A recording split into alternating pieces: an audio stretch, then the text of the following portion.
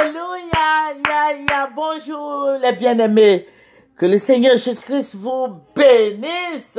C'est votre moyen. Il faut aimer, il faut s'abonner, il faut partager. Alléluia. Soyons ensemble. Alléluia. Que le Seigneur vous bénisse. Toi qui m'écoutes, que le Seigneur te bénisse. Toi qui m'écoutes, que le Seigneur soit avec toi. Alléluia. Que le Seigneur t'arrose de toutes sortes de bénédictions. Sans plus tarder, nous allons présenter ce moment à notre Dieu. Père, je vais te dire merci pour ce beau moment. Seigneur, je vais te dire merci pour tes bienfaits. Merci pour la santé, pour le souffle de vie, pour tout. Seigneur, je vais te dire merci. Béni sois-tu au nom de Jésus. Amen. Alléluia. Voilà, sans plus tarder, nous allons prendre Lévitique 18 et nous allons lire le verset 22. Lévitique 18, verset 22 qui dit « Tu ne coucheras point avec un homme comme on couche avec une femme. C'est une abomination. » Alléluia. Alléluia. Voilà, c'est le Seigneur qui nous parle. C'est Dieu qui nous parle. Dieu parle aux hommes. Autant Dieu parle aux hommes, Dieu parle aussi à la femme. Alléluia, que nous sommes. Voilà. Et parce qu'il y a des, vous voyez, non, il y a des femmes aussi qui pratiquent cette histoire-là. Voilà. Et c'est le Seigneur, c'est une abomination. Le Seigneur dit que c'est une abomination.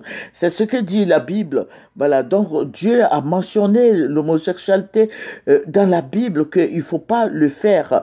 Aujourd'hui, nous voyons qu'il y a le mariage homosexuel. Nous voyons beaucoup de choses qui contre nature. Alléluia. Voilà, c'est Dieu qui a dit, ce n'est pas moi, c'est Dieu qui a écrit. Et la Bible dénonce toutes ces choses-là, que c'est un péché immoral. Alléluia, contre nature. Vous voyez, le Seigneur va me ravir en esprit et je vais me retrouver, voilà, à Yopougon. À Yopougon, pour ceux qui ne connaissent pas notre pays, Yopougon, c'est la plus grande commune de la Côte d'Ivoire. Je vais me retrouver et j'ai vu beaucoup de femmes. Et il n'y avait pas d'hommes à Yopougon. Voilà, dans le rêve, le Seigneur me ravit en esprit et il me dit, regarde, et je vois beaucoup de femmes, c'est des milliers, des centaines de femmes. Mais ce que le Seigneur va me montrer est que il y a des groupes de femmes, j'ai vu des femmes qui avaient des grosses plaies dans le dos, parce qu'elles avaient porté des habits décolletés et j'ai vu là des plaies. Le Seigneur me dit que c'est une marque. C'est une marque, ce sont pas des femmes, mais ce sont des hommes qui, voilà, qui sont habillés comme des femmes, ce sont des travestis, ce sont des hommes, des homosexuels. Dieu les a, ils étaient habillés comme nous, les femmes, et puis il y avait des plaies dans leur dos, et le Seigneur me dit ça, ce sont des hommes, voilà, et le Seigneur va me dire quelque chose. Il va me dire que comme votre gouvernement, le président Alassane a accepté qu'il y ait de laisser libre champ aux gens de faire ce qu'ils ont envie de faire. Donc tous les homosexuels sont maintenant réunis à Abidjan. Voilà, ils sont réunis à Abidjan, ils font ce qu'ils veulent, parce que c'est un pays libre comme les États-Unis, la Côte d'Ivoire est comme les États-Unis. Voilà, donc c'est ça. Et le Seigneur me dit, regarde, tu vois la plaie, Dieu les a marketés, il dit, tu vois, c'est une grande plaie, ce n'est bon, je peux pas trop rentrer dans les détails parce que cette histoire d'homosexuel a conduit beaucoup de choses. Voilà. Donc, il faut faire beaucoup attention. Et Dieu me dit, regarde, il faut les envoyer à Christ. Il faut les envoyer à Jésus. Il faut envoyer, le Seigneur me disait audiblement, envoie-les au Seigneur. Alléluia. Le Seigneur me dit que toi, hein, mon frère, ma soeur, il faut accepter de prier avec eux. Voilà, ils ont besoin aussi de Jésus. Voilà, il faut pas les chasser, il faut pas les brimer, il faut les laisser faire ce qu'ils ont envie de faire, mais envoie-les au Seigneur. Et le Seigneur me dit, regarde, la marque qui est suivie, c'est la marque de la bête. C'est la marque de la bête. Ils sont marketés. Donc, qu'est-ce que nous devons faire en tant que serviteurs de Dieu? Nous devons les envoyer à Christ. Alléluia. Alléluia. C'est vrai que c'est indécent, c'est vrai que le comportement, bon, c'est contre nature, c'est malsain, mais ils ont besoin du Seigneur. Alléluia, ils ont besoin du Seigneur. Ils ont besoin du Seigneur. Et le Seigneur a dit, le Saint-Esprit me disait envoyez-les à l'église. Ils n'ont qu'à partir à l'église. Envoyez-les qui se convertissent. Toi, tu n'as pas à les juger. Alléluia. Il faut prier avec les homosexuels. Il faut les évangéliser qui viennent à l'église. Ce sont nos frères et sœurs. Nous n'avons pas à les juger. Il faut les laisser faire ce qu'ils ont envie de faire. Alléluia. Mais il faut les évangéliser. Alléluia. Alléluia. La Bible nous parle que c'est une condamnation. Alléluia. Mais nous n'avons pas à juger. Il faut les envoyer à Christ. Il faut les évangéliser. Il faut prier. Aujourd'hui, il y a beaucoup qui se marient. Voilà, ils se marient, mais ils ont besoin de Jésus parce que beaucoup ne vont pas à l'église. Moi, j'ai eu à évangéliser beaucoup d'homosexuels, que ça soit, voilà, j'ai évangélisé beaucoup d'homosexuels aujourd'hui qui vont à l'église. Voilà, moi, je n'ai pas à m'introduire dans leur vie, bon, dans leur vie privée, mais je les évangélise et je leur dis de venir à l'église. Alléluia. Et Dieu condamne toutes ces choses. Toi qui juges, qui es-tu, toi qui juges? Nous sommes tous des pécheurs. Jésus-Christ a dit qu'il est venu pour les pécheurs. Il n'est pas venu pour ceux qui sont bien portants. Il est venu pour tous les malades. Donc vous voyez qu'ils soient homosexuels, ils soient voleurs, ils soient rebelles, nous sommes tous dans le même sac. Voilà, donc il faut prier. C'est Dieu qui juge.